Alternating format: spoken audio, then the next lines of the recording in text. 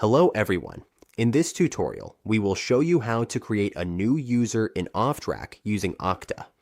Adding users the right way helps ensure they have secure access to the correct applications and resources in your organization. Let's get started. On the Okta dashboard, we go to the directory. Select Directory at the bottom of the dashboard. Here, we see the profile editor. Click Create User Type and enter the display name. For example, a window variable name as an example. This is a helpful tip. Once it is accepted, we will see the Zendesk app as well.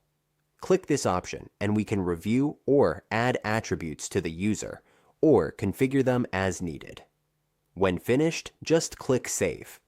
Managing users efficiently helps us keep strong security and smooth access control across our systems.